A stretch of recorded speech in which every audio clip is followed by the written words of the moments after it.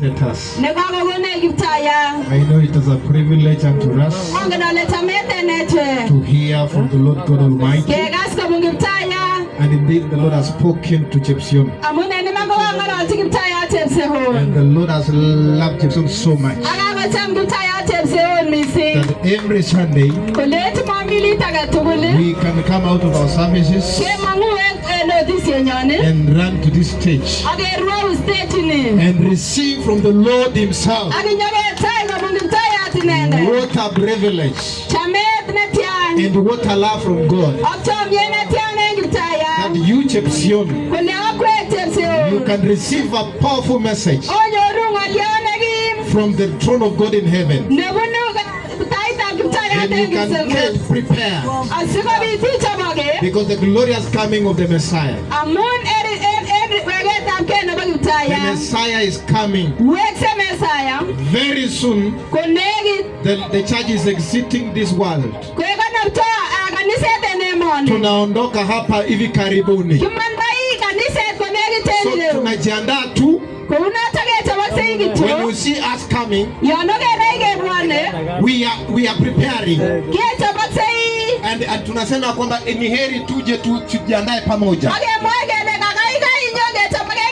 So as we exit, you exit also in the mighty name of Jesus. Tumebarikiwa na ujumbe, and the Bible says, because of time, in the book of 2 Chronicles number 7 verse 14, if my people who are called by my name will humble themselves and repent their sins and confess their sins, I will hear their prayers, I will hear their belief. The Lord is saying, my eyes are watching and my ears are attentive to their prayers. If only we obey today to the voice of God and repent our sins and confess our sins, He is faithful to forgive us and receive us again. Hallelujah. We have received the message. The work remains with you, that you may run now and obey. Receive the word of God. Receive Jesus of Nazareth and enter the kingdom of God. The words that we have been spoken to today are the words of Jesus. It is not their stories. Hatujakuletea stories. Hatujaleta tangoch.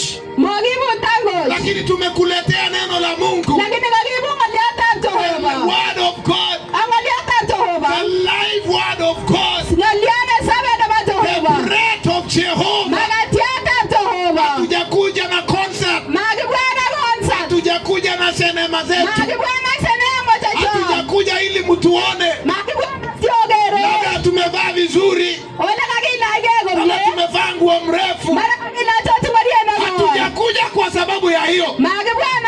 Tumekuja kuwapa neno la uzima, neno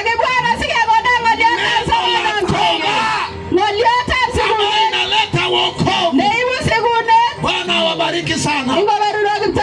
Asante sana. Kama vile mmesikia